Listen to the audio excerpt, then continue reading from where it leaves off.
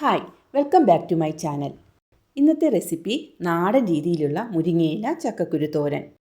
ഇതിനു വേണ്ടി ചക്കക്കുരു മുരിങ്ങയിലയാണ് പ്രധാനമായിട്ട് വേണ്ടത്. ചക്കക്കുരു പുറന്തൊലി കളഞ്ഞ് നന്നായി കഴുകിയെടുത്ത് ചെറിയ കഷ്ണങ്ങളാക്കിയെടുക്കാം. അതുപോലെ മുരിങ്ങയിലയും നന്നായി കഴുകിയതിന് ശേഷം ഇലകൾ സെപ്പറേറ്റ് ചെയ്തെടുക്കാം. ചെറുതായി അരിഞ്ഞ ചക്കക്കുരു നമുക്ക് നന്നായിട്ട് വേവിച്ചെടുക്കാം.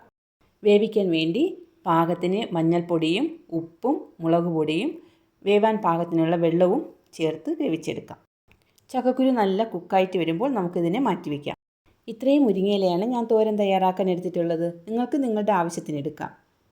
തോരൻ തയ്യാറാക്കാൻ വേണ്ടി ഒരു പാൻ ചൂടായതിന് ശേഷം വെളിച്ചെണ്ണ ഒഴിച്ചു കൊടുക്കാം.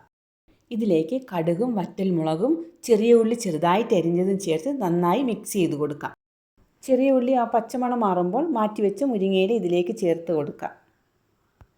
ചേർത്ത മുരിങ്ങയില നന്നായി യോജിപ്പിച്ച ശേഷം പാകത്തിന് ഉപ്പ് ചേർത്ത് 5 മിനിറ്റ് അടച്ചു വയ്ക്കാം.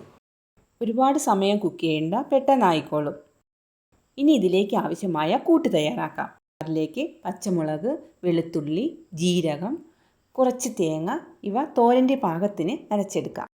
അരച്ചെടുത്ത കൂട്ട് ഇതിലേക്ക് ചേർത്ത് കൊടുക്കാം. ഈ കൂട്ടിനൊപ്പം തന്നെ നേരത്തെ കുക്ക് ചെയ്ത് വെച്ച ചക്കക്കുരുവും കൂടെ ഇതിലേക്ക് ആഡ് ചെയ്ത് കൊടുക്കാം.